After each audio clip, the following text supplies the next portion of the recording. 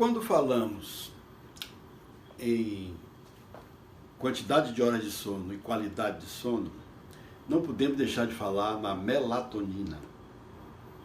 A melatonina nada mais é do que o hormônio do sono, né? É um hormônio produzido pela glândula pineal.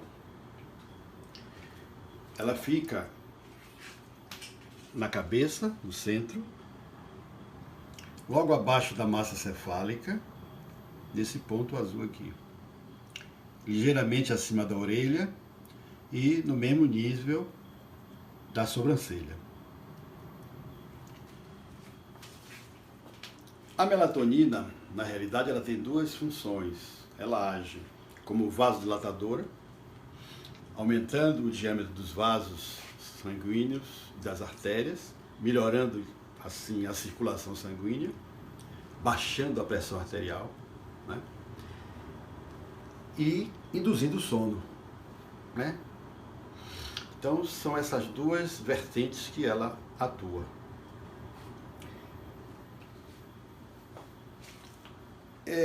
No que diz respeito à vasodilatação, é importante lembrar o seguinte: eu tenho observado que muita gente acorda no meio da noite e não consegue mais dormir, tem dificuldade de dormir.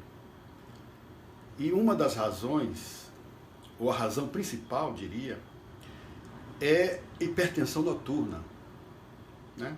Eu venho recomendando essas pessoas, né, que façam a aferição da pressão arterial durante o meio da noite, quando acordam, para verificar se a pressão está normal, 12/8, se essa pessoa tiver mais idade, se a pressão está normal a nível de 13/9, né, ou se está muito alta.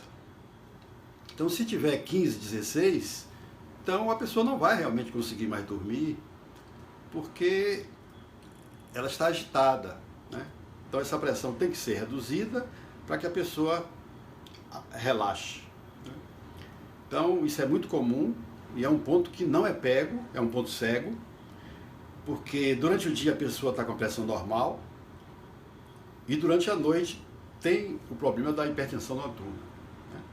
Então não se consegue diagnosticar, né? Só medindo durante a noite e fragrando. Então, é importante essa vertente aí da melatonina, que é vasodilatadora também.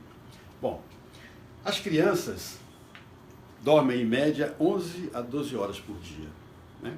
O adolescente dorme em média 8 a 10 horas por dia. E o adulto deve dormir pelo menos 8 horas por dia, pelas razões que a gente já colocou, né, enfatizou no vídeo passado, né? A produção de melatonina pelo organismo vai sendo gradativamente reduzida com o avanço da idade.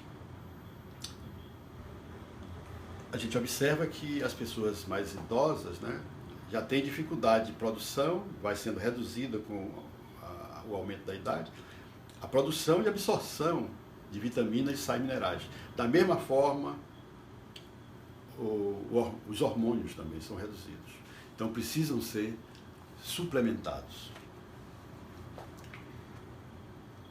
O uso de computadores, celulares, televisão, tablet, também prejudica o sono, né? Então tem um efeito assim negativo para essa produção de melatonina, principalmente à noite. Então deve-se usar com um espaço de 3, 4 horas antes da hora de deitar para dormir, no máximo, para diminuir o efeito, não para eliminar o efeito. A melatonina não é um remédio para dormir, o qual vicia e é contraindicado para a saúde, pois o organismo exige cada vez doses maiores, né, e mais fortes a serem ingeridas. Então, o remédio para dormir é contraindicado. O ideal é utilizar a melatonina.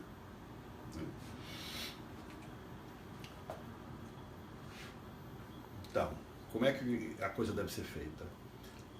As pessoas por mais idade que tenha, ela tem uma produção de melatonina, pouco ou muito. As pessoas de 70, 80 anos têm uma produção bem menor, por isso precisa ser suplementado, mas tem produção ainda, né?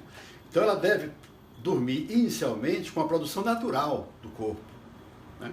E no meio da noite, quando acordar, 3, 4 horas da manhã, 5, então ela faz a suplementação, tomando um comprimido de melatonina e suplementa, né, as horas de sono, até chegar às 8 horas. Que fazendo a ingestão da melatonina, ela vai dormir mais 3, 4 horas. E aí complementa as horas de sono.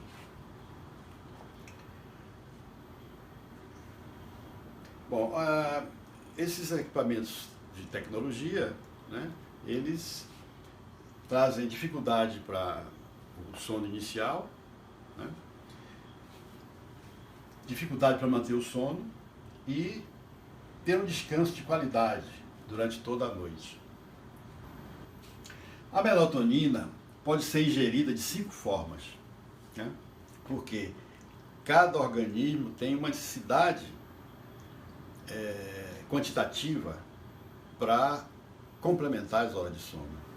Então, a primeira alternativa é raspar um comprimido, um pouco do comprimido, né, em meio copo d'água, aí vê aquele pozinho dentro da água, pega uma colherinha de café, mexe, faz a mistura homogênea, né, e ingere.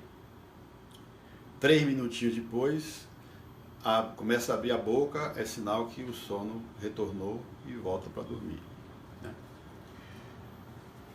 A segunda alternativa é tomar 1/4 do comprimido, dividir o comprimido em 4. A terceira é tomar meio comprimido. A quarta, tomar 3/4 do comprimido. E a quinta, tomar um comprimido inteiro, né? Então a pessoa tem que fazer esses testes gradativamente para descobrir qual é a sua necessidade orgânica, para evitar os efeitos colaterais que eu vou falar daqui a pouco, né? Outros distúrbios que reduzem as horas de sono. Trabalho de turno. A pessoa que trabalha nas empresas químicas, petroquímicas, petrolíferas, que trabalha em turno, né? Então, elas têm essa dificuldade em função do horário de trabalho. Trabalho em horas extras, a pessoa que fica além do horário normal de trabalho. A gente chega em casa mais tarde, de manhã vai acordar cedo para voltar para trabalhar. Então, tem a redução aí das horas de sono. Os alunos que têm aula muito cedo, né? As escolas aqui, algumas escolas começam 7 horas da manhã a primeira aula, que é totalmente antididático, né? Observe que na Suíça, por exemplo, as aulas pela manhã começam depois das 8h30, né, para que o aluno descanse mais, o professor descanse mais, né, e o aprendizado seja maior, a absorção do conhecimento seja maior. A Suécia, da mesma forma, e a Suécia ainda aprofunda mais, ela tem horário para notívagos. Os notívagos são aquelas pessoas que trocam a noite pelo dia, dorme muito tarde e acorda muito tarde. Então, a Suécia se preocupa com o horário de aula para essas pessoas. E a área industrial também se preocupa com o horário de trabalho para essas pessoas. Para vocês verem o quanto os países do primeiro mundo se preocupam, né, com o sono, com o descanso regulamentar para as pessoas. Distúrbios provocados pela rotina de menos de 8 horas de sono por dia. Primeiro, envelhecimento precoce, né? As pessoas que dormem sucessivamente pouco, elas tendem a ter um envelhecimento rápido. Aparece cabelo branco, rugas, etc. Observem os presidentes de república, por exemplo, né? Obama. 3 anos depois a gente viu a diferença na aparência dele. Os presidentes brasileiros da mesma forma, né? Então, o descanso é diretamente proporcional ao desgaste celular. Sobrepeso. Quem dorme menos produz menos hormônio leptina, né? Responsável pela saciedade alimentar. Então, está mais tempo acordado, tem mais fome, come mais, né? Principalmente carboidrato. E com isso, o sobrepeso vem junto, né? E a tendência é a pessoa ficar gorda. Redução do libido, resultando na impotência sexual. Se a pessoa dorme menos, produz menos testosterona e o libido vem junto, né? Então, os efeitos sexuais são bem aparentes. Cuidado, pessoal do sexo masculino, com isso aí. Maior risco de contrair o diabetes, isso aí já foi falado no nosso vídeo anterior, com detalhes, né? Redução de produtividade. Quem está menos descansado, evidentemente, no trabalho não vai ter a mesma produtividade de quem dormiu 8 ou mais horas de sono, né? Inibição da produção do hormônio cortisol, né? Que controla o estresse. Então, a irritabilidade é decorrente da falta do descanso regulamentar, do descanso tão necessário para o bom metabolismo orgânico, né? Estudo publicado em outubro de 2019 pela Universidade de Harvard revela que empresários que dormem adequadamente têm melhores ideias, criatividade e tomam melhores decisões. Então, isso foi uma pesquisa recente feita com empresários nos Estados Unidos, né? A melatonina é comercializada em dosagens de 1 miligrama, 2 miligramas, 3, 5 até 10 miligramas, né? Efeitos colaterais. A partir de 3 miligramas pode ocorrer efeitos colaterais, dependendo da quantidade administrada. Sensação de estar dopado, né? Isso é muito comum quando a dosagem é excessiva. Por isso que eu falei antes da necessidade de a gente testar, né? Qual a quantidade de melatonina que a gente deve administrar. Porque cada organismo responde de forma diferente, tem uma necessidade diferente. Dor de cabeça pode ocorrer, eventualmente, a partir de 3 miligramas também.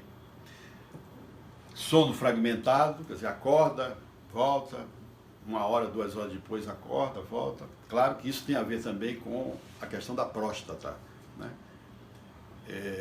A próstata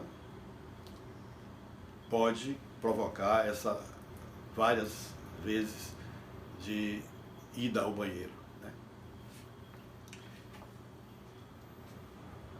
Aumento da incidência de pesadelo é outro efeito colateral que pode ocorrer.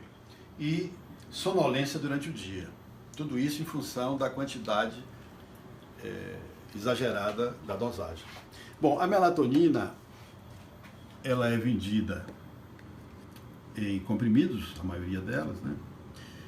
E esse é o laboratório, um dos melhores laboratórios dos Estados Unidos, o GNC, né? Que produz essa melatonina. A melatonina não é produzida no Brasil, né? Ela tem que ser importada dos Estados Unidos.